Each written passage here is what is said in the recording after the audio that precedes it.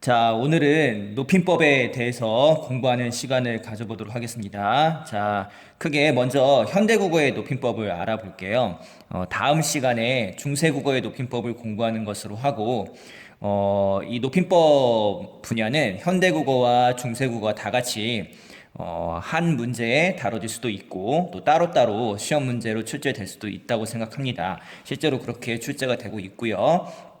자, 그래서 현대국어만 공부하는 것이 아니라 중세국어의 높임법까지 같이 공부를 좀 해야 될 것 같아. 이 높임법은 문제를 쉽게 낼 수도 있고 또 고난도의 문제까지 출제를 할 수 있는데 고난도의 문제라 하면 관건은 이 주체 높임법과 객체 높임법이 아니라 상대 높임법일 것 같아. 이 상대 높임법의 등급을 구별하는 문제가 가장 까다롭고 어렵다고 생각하면 될 것 같고, 나머지 문제들은 뭐 공부만 확실히 해놓으면 그렇게 어려울 게 없다고 생각이 듭니다. 학생 입장에서는 이 상대 높임법의 등급을 구별하는 문제가 상당히 까다롭고 어려울 수 있어. 그래서 경험도 필요하고 어느 정도의 지식도 필요한데 좀 안 나왔으면 좋겠는데 요즘 이제 국어 문제가 조금 어렵게 출제되는 경향이 있다 보니까 이 상대 높임법의 등급을 구별하는 것까지 묻는 문제가 출제되고 있습니다. 자, 그래서 완벽하게 이 높임법을 대비를 하고 싶다면 상대 높임법의 등급까지 구별하는 그 능력까지 갖춰야 한다. 자, 이렇게 우리가 생각을 좀 해야 될 것 같아.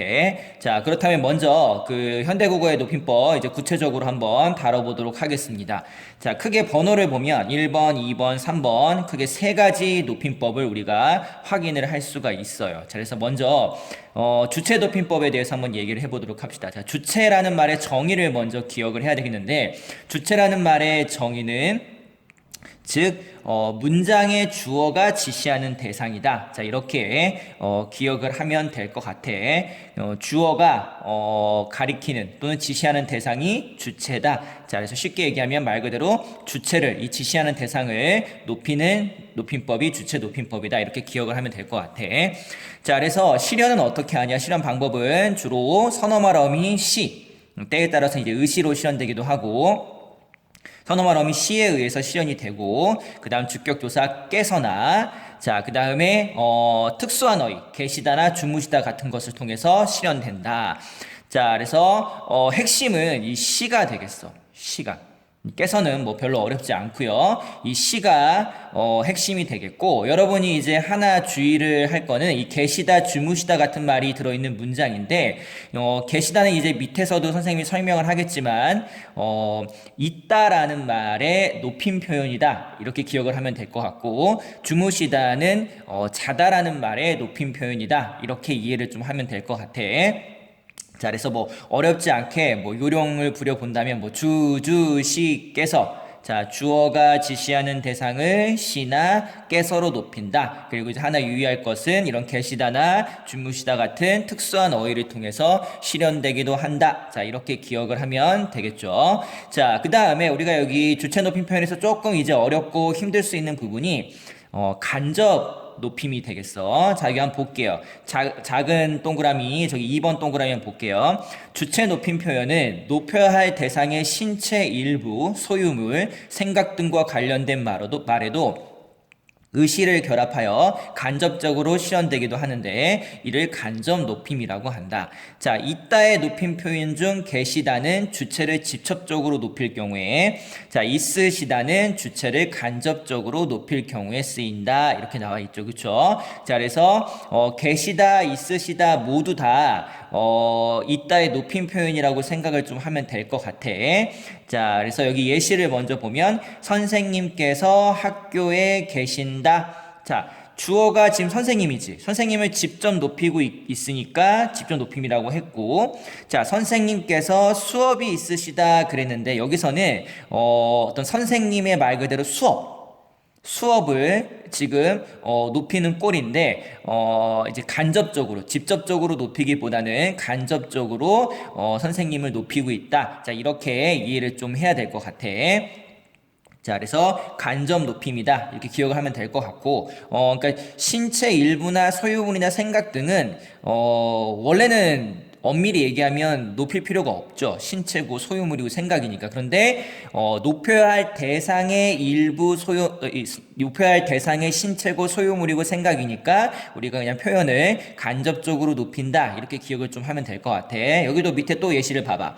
선생님께서 책을 읽으십니다. 자, 선생님을 바로 높이고 있죠. 자, 근데 여기서 봐봐. 선생님께서는 되게 책이 많으십니다. 자, 이 책은 원래 바로 높일 필요가 없는데, 그지? 선생님의 책이니까 우리가 높임 표현을 이렇게 사용한다. 근데 이런 거를 우리가 간접 높임이라고 한다. 그래서 주의를 좀 하면 될 것 같아. 자, 그래서 계시다, 주무시다 같은 이런 그 높임 표현에 해당하는 특수한 어휘도 좀 기억을 하고 있고, 간접 높임과 직접 높임을 구별할 줄 알면 주체 높임법은 그렇게 어렵지는 않을 것 같아. 자, 그 다음 두 번째로 객체 높임법을 볼게. 자, 객체 높임법은 먼저 객체의 정의를 살펴보면, 자, 문장의 객체라는 것은 자, 목적어나 부사어가 지시하는 대상이 되겠습니다. 그죠? 그래서 곧 객체 높임법은 목적어나 부사어가 지시하는 대상을 높인다. 자, 그래서 객체 높임법이 되겠고, 자, 이렇게 까다롭지 않아요. 예시가 엄청 많은 것도 아니고, 예시야 뭐 많이 나올 수 있는데 실현 방법이 그렇게 뭐 다양하거나 까다롭지 않습니다. 그래서 자, 들이다, 모시다, 여쭈다, 여쭙다, 배다, 뵙다 등 몇몇 특수한 동사에 의해 실현된다. 6개라고 기억을 하면 되겠죠. 좀 쉽게 기억을 하면 모, 여, 뵙, 그지?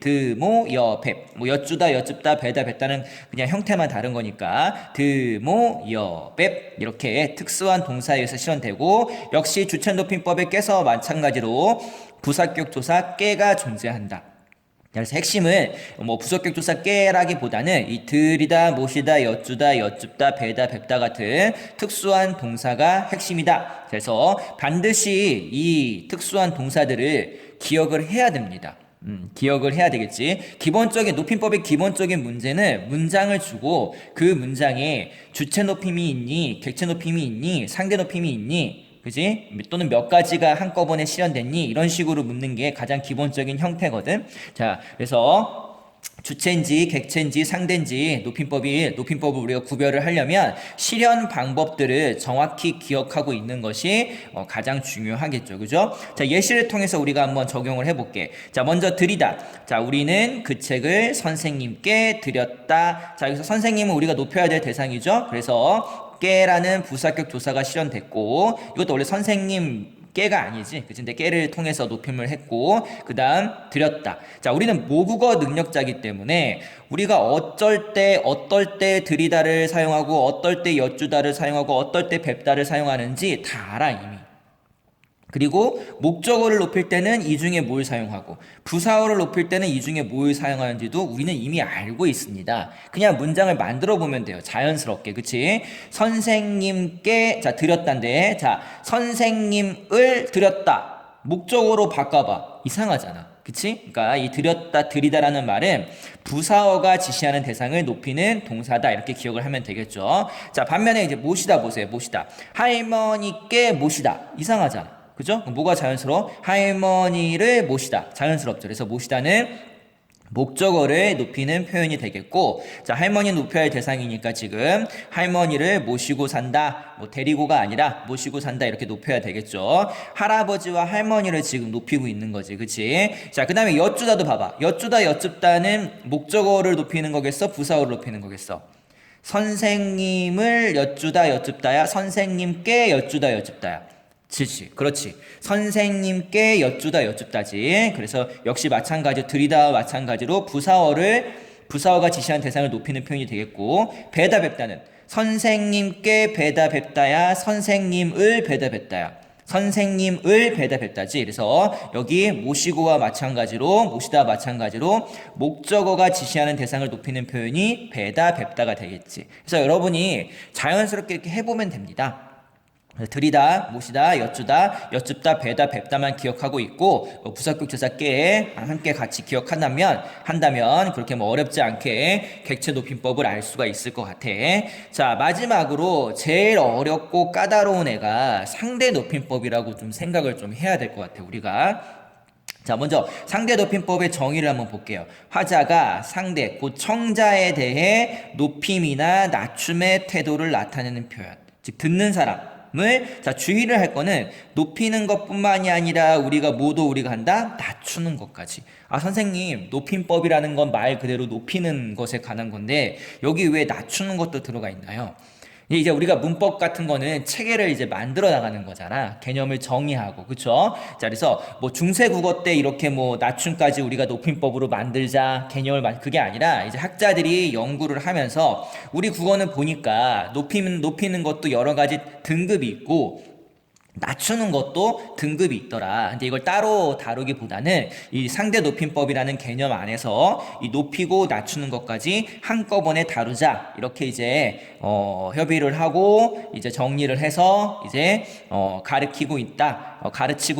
이렇게 생각을 좀 하면 되겠죠. 그래서 낮춤의 태도를 나타내는 표현까지 포함해서 우리가 상대 높임법에서 다루고 있다. 즉 이 말은 우리가 공부하고 있는 현대국어의 높임법이라는 것은 높이는 표현뿐만이 아니라 어느 부분까지 아우르는 개념이다. 낮추는 표현까지 아우르는 개념이다. 이렇게 좀 이해를 하면 되겠죠. 자, 그래서 이 상대 높임법은 주로 종결 어미로 실현이 된다. 문장의 맨 끝에 오는 종결 어미로 실현이 되고, 이 종결 어미의 구별을 통해서 높이느냐 낮추느냐가 결정이 된다. 주로 이렇게 생각하면 되겠고, 하나 주의할 것은 이 해여체의 요는 어미라고 우리가 판단을 하기보다는 보조사요다. 이렇게 보조사가 문장 끝에 사용이 되기도 하는데, 특이하게 이 보조사요가 좀 유별나다. 상대 높임법에서 실현 방법 중에서 간단히 좀 기억을 하고 있으면 될 것 같아요. 그래서 이 해여체의 요 빼고는 나머지는 종결 어미로 실현된다. 자, 이렇게 기억을 하면 될 것 같아. 자, 그러면 이 상대 높임법은 총 6가지의 등급이 있는데 어떻게 나누는지 보도록 합시다. 자, 먼저 크게는 격식체와 비격식체가 있어요. 이건 이제 격식이다, 비격식이다 이런 말인데, 우리 격식을 차린다 이런 말을 하지, 조금 더 쉽게 좀 개념을 바꿔보면 비격식체는 일상생활에서 편한 사람과 쓰는 말투, 이렇게 생각하면 될 것 같아. 물론 여기도 뭐 일상생활에서 뭐 사용도 하기도 하지만, 좀 비격식체는 일상생활에서 두루두루 자주자주 사용되는 그런 애들이고, 격식체는 얘들보다는 조금 사용 빈도수나 좀 이렇게 하는 것이 좀 적다, 또는 이렇게 격식 있는 자리에서 사용하는 경우가 많다. 이렇게 좀 이해를 하면 되겠지. 자, 그래서 격식체, 비격식체 이렇게 나눌 수 있겠고, 자, 맨 왼쪽이 가장 높은 등급이 되겠어. 하십시오. 그치? 자, 이것 좀 해주십시오. 뭐 하십시오. 이런 식으로 아주 높이는 표현이 되겠고. 자, 그 다음 하오가 있어. 하오는 요즘에 잘 안 쓰지. 그치? 선생님이 예전에 좋아하는 김광진의 편지가 있는데, 그 편지가 이제 이런 어투로 되어 있는데, 편지란 노래. 자, 그래서 하오체는 이제 요즘은 잘 쓰지 않는 표현인데, 예사 높임. 그지? 이 아주 높임보다는 조금, 그지? 등급이 낮다. 이렇게 좀 기억을 하면 될 것 같아. 자, 예사라는 말은 좀 쉽게 그냥 보통, 그냥 이렇게 기억을 좀 하면 되겠습니다. 자, 그 다음에 하계체. 그지? 자, 하계체는 이제 여러분 주의할 게 높임 표현이 아니라 낮춤 표현이다. 그지? 교장 선생님에게, 전 선생, 이리 좀, 그지? 와보게. 그죠? 이것 좀 해보게. 이렇게 할 수 있죠. 그쵸? 그래서 낮추는 표현이 되겠습니다. 자, 그 다음에 헤라체. 하십시오, 하오, 하게는 생각보다 이렇게 어렵지 않아. 선생님 봤을 때 만약에 상대 높임법의 등급을 구별하는 문제가 나오면 헤라체와 이 해체가 문제 출제 포인트가 될 것 같아요. 학생 입장에서도 문제 해결의 포인트가 될 것 같고, 그래서 이 헤라체와 해체를 좀 주의를 할 필요가 있을 것 같아. 이 헤라체는 아주 낮추는 표현입니다. 그 다음에 이제 비격식체로 2가지가 있는데, 두루두루 높이는 표현으로 헤어체가 있고, 우리 일상생활에 참 많이 사용하죠. 선생님, 저 밥 먹었어요. 이런 식으로, 그쵸? 자, 그 다음에 해체도 있고, 너 이거 좀 해. 이제 많이 쓰죠. 자, 두루 낮추는 표현이고요. 자, 이거 하다를 가지고 이렇게 선생님이 예시를 가지고 설명을 할 수도 있는데, 그거는 여러분이 가지고 있는 문법서에 많이 있을 거야. 그리고 쉽게 접할 수 있고, 그래서 선생님이 오늘은 여기 지금 가다라는 말을 가지고 하십시오, 하오, 하게, 해라, 해요, 해체를 적용한 것을 한번 여기다 실어봤습니다. 그래서 그거 가지고 한번 볼게요. 자, 여기서 보면은 격식체, 비격식체 6가지가 나와 있고, 자, 그 다음에 가다 가지고 이렇게 예시를 들어본 거죠. 가다 가지고. 그래서 여러분이 뭐 이제 좀 파악하는데, 이 등급을 구별하고 파악하는데 선생님이 약간 핵심이 되는 게 좀 어려울 수 있는 게 해라체하고 해체잖아. 그래서 해라체와 해체를 구별하는 것을 묻는 문제가 자주 출제돼요. 만약에 등급을 묻는 출제가 나온다면. 그래서 여러분들이 하십시오는 잘 구별해. 하오도 잘 구별해. 그죠? 하게도 나름 잘 구별해. 근데 해오도 나름 잘 구별해요. 끝에 다 요가 들어있으니까. 근데 좀 어려운 게 뭐다 헷갈리고 해라체와 해체다. 해라체와 해체. 그래서 해라체와 해체를 좀 구별할 필요가 있고, 좀 해체가 좀 전반적으로 좀 짧지. 뭐 이런 식으로 들어있고, 그쵸? 뭐 꼭 그런 건 아니지만. 자, 그 다음에 해라체에서 우리가 주의를 기울여야 될 어미가 이제 의문법에, 그지? 의문 종결에 이제 냐 같은 거. 가냐. 그럼 우리가 이 가냐 같은 것을 해체라고 판단하지 말고 해라체로 판단하는 게 중요하다. 가냐, 가니, 이런 것들, 그치? 헷갈리잖아. 해체라고 할 수도 있겠고. 그러니까 이런 것들은 조금 기억을 할 필요가 있어요. 그다음 가자 이런 것도 그치? 해라체다. 이 해체하고 같이 구별 지어서 좀 기억을 할 필요가 있다. 이런 예시들을 그래야 여러분들이 제일 이렇게 까다롭고 어려운 상대 높임법을 구별하는 문제까지 섭렵을 할 수 있을 거야. 그래서 선생님 생각에는 이제 개념을 파악하고 어느 정도 이해는 했으니까 이런 구체적인 예시 같은 것을 좀 장기 기억으로 가지고 있으면, 대표 예시를 가지고 있으면 이 높임법의 어려운 문제까지 해결을 좀 할 수 있을 것이다. 그리고 이제 이 높임법에서 조금 어렵게 된다고 한다면 이제 중세국어를 건드리겠죠. 현대국어와 함께 다룬다거나 또는 중세국어 부분만 시험 문제를 내면서 좀 어려운 예시를 다룬다거나 이런 식으로 할 것 같습니다. 자, 오늘은 현대국어의 높임법에 대해서 다뤄봤고, 다음 시간에 중세국어의 높임법도 한번 다뤄볼게요. 자, 안녕.